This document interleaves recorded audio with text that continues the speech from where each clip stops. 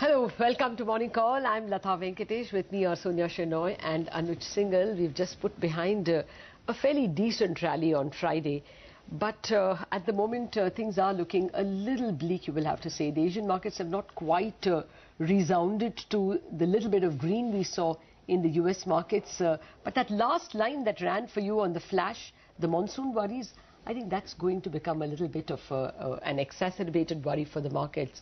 The deficit now clearly has widened, and chances are we are not going to see too much, at least up until end August. So that worry might grow on the market's mind, and more importantly, the bunch of numbers we got over the weekend. I mean, the entire Amtech group, Amtech Auto, Castex, JMT Auto, as well BEML, Punj Lloyd. Yes. You know, the entire bunch of the tail-ender earnings season was such a disappointment, it leaves a bad taste in the mouth.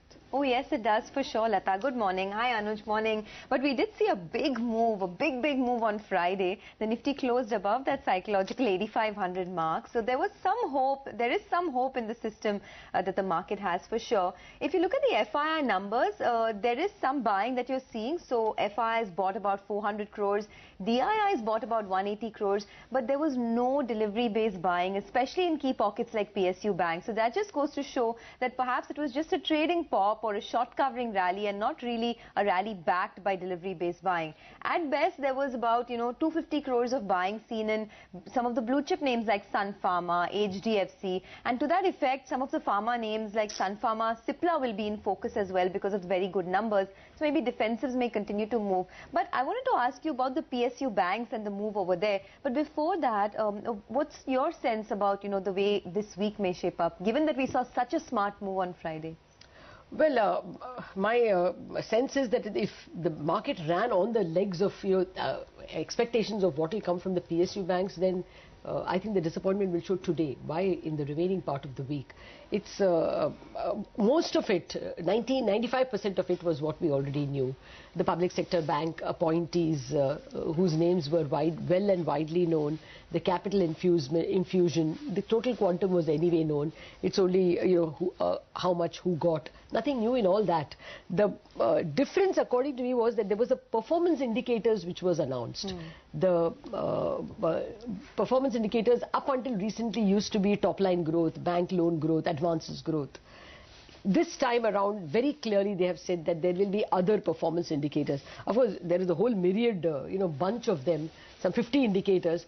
But of that, some 25% has been for efficient use of capital, and therefore ROA and ROE become very important, which I have not seen in previous instances. So that clearly is a very big positive, or at least a different parameter from how PSU banks have so far been analyzed or given targets. The other positive perhaps is that they are going to be given ESOPs and performance-linked incentives. Now, it looked very good when it was announced, but when you speak to PSU bankers, you got so much of disgust over it, it wasn't funny. Largely retired bankers, because current bankers are still not very candid about it. Their point is the IAS lobby will always ensure that you don't get more than they get. So, no matter how much you perform, this performance incentives is not really enthused them. The only thing that they find enthused is that no longer will top line growth be looked at, but they will look at performance indicators. But even then, every Wednesday, there is a joint secretary in the finance ministry who does a con call with all the EDs of banks, asking them how much have you achieved in terms of Jan Dhan. I mean, this is called empowerment? Is this called autonomy? Is this called taking commercial decisions as they wish? There is one thing in terms of the announcement and one thing in terms of the way finance ministry behaves with PSU banks. It is treated as their fiefdom, my ilaka. I would do what I like. So unless that attitude changes, I don't think so much was announced in Jan Dhan. Jayant Sinha's interview with Shireen Bhan indicated that they are willing to go a little bit of a distance in NPLs. Now, one thing that was announced during the press conference is that they are talking to the state governments, various state governments on discoms. Talking to state governments is one thing, the discoms are in deep trouble. Yeah. A large part of it is power theft, T&D losses. Now, how do you stop theft in a state? That is not a day's job. It's not a month's job. It is not signing an MOU. It's a lot of hard work. So that's not going away in a day. And likewise, the announcement that we will use a part of the NIIF, the National Infrastructure Investment Fund, a part of it will be used in a manner that, like the TARP was used in America, where you buy up bad assets, turn them around, and then your money gets doubled because the asset is good. Now, the seed money for NIIF is 20,000 crores. After you get others to participate, it may become 80,000 crores. A small part of that is going to be used. The TARP in United States was about 1% of their GDP, a little less than that. This is, all of 20,000 crore seed money. When it expands, one small part of it coming in to, provide equity for last mile projects starved of equity. It looks really like a long haul. I mean, I don't think the government has got its hand around the NPA picture. Ultimately, what you got from the Friday massive press conference of 2 hours is they have some bit of intent. At least the intent on NPLs is there, and maybe something will come out of it. But otherwise, I don't think PSU banks have too much of legs to run today on the basis of the press conference. In fact, as you say that they were not delivery-based buying, yes, then the traders got it right. Traders got it right. Okay, so we could be in for some selling pressure or profit taking in the PSU banks for sure. Anuj, hi, morning. We were all wondering what the move was on Friday, but after looking at the numbers, can you say with a high degree of certainty that it was purely short covering? Yes, Sonia, on evidence of data, you can say it was short covering, but then at the end of the day, on Friday it didn't look like. On Friday in second half, at least it was looking like there was quite a bit of buying that was taking place. And look, while there's no major delivery-based buying in any index stock, FI still bought 400 crores and DII still bought about 180 crores. So clearly there was buying in some pockets in cash market. There was some commitment in cash market. I mean, you would rather take a 400 crore buy number than a 400 crore sell number, right? Okay. So at the end of the day, that's something that clearly... and that too on the back of 1,800 crore selling. Exactly, that too on the back of 1,800 crore of selling. But essentially what has happened is, what Friday has again told us is that this is not a market in which you should be taking aggressive positions, either on the long side or on the short side. Because, if on evidence of first 3 or 4 days of last week, if traders would have taken short positions, they would have been taken to cleaners by Friday. And if on evidence of Friday, you would have taken aggressive long positions, chances are that at some point, maybe this week, you will again might be taken to cleaners. That's a chance. Now, what I'm watching out for, as of now, the Nifty is in this 8,300 to 8,600 band.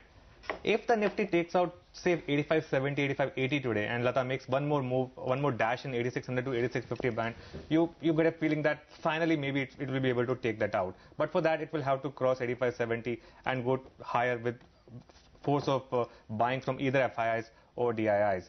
I was looking at the F&O data, and that was not bearish, but that was not very bullish. FIs bought about 400 crores in index futures, but the open interest was down, and there was no long build-up at all, either in the Nifty or in the Bank Nifty. In fact, there was unwinding of short positions, and I dare say there was even unwinding of long positions towards the end when the market was closing. And on closing basis, there was some bit of unwinding of long positions as well. So my sense is that Friday was a bit of a one-off. It could not be used as a launch pad for the market to take a big move towards 8,800 or 8,900. For that to happen, the market will require another trigger. And I take your point completely that PSU Bank clearly on Friday itself it looked like the move was getting overdone. Maybe there's another 1 or 2% left in PSU banks, but really to expect further re-rating from here on, I think it would require a lot more for that. The other thing I'll keep an eye on is the sectoral theme. And over the last 5 or 6 days, the market has given you enough evidence that it's now moving back to pharma and IT for comfort. Not just for comfort, these are two sectors where at least there's some bit of visibility. Yeah. Cipla's earnings, though the street is extremely divided right down the middle. There are 4 downgrades and 4 upgrades on Cipla,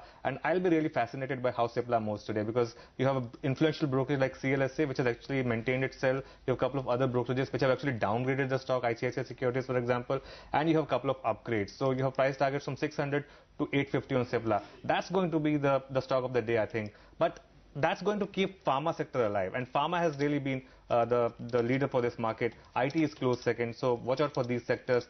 For the overall market to rally, it still requires one bit of trigger, which it's not getting. The bets on the downside might still be actually higher than the bets on the upside. Oh, really? Purely because the kind of rally that we had was not really backed by solid delivery-based buying, and the fact that as you said this morning, there's this whole monsoon scare, and the fact that globally things are still not stabilized. You know, when you look at the US market, you get a sinking feeling that, you know, something is around the corner. Mark Faber predicted a 30% downtick in US market. Something could be happening over there. But again, just to reiterate, this is not a market in which you should be taking either aggressive long positions or aggressive short positions. This is a market in which if you're a trader, if you're a professional trader, you play it by the day, but at the same time, stock-specific call. That's really the market. It's been a bottom-up stock-specific market. It's going to remain like that. All right. I think we should be getting to speaking with Mr. Mistry anytime soon. If we can get, I mean, this is a recording, but we should get his views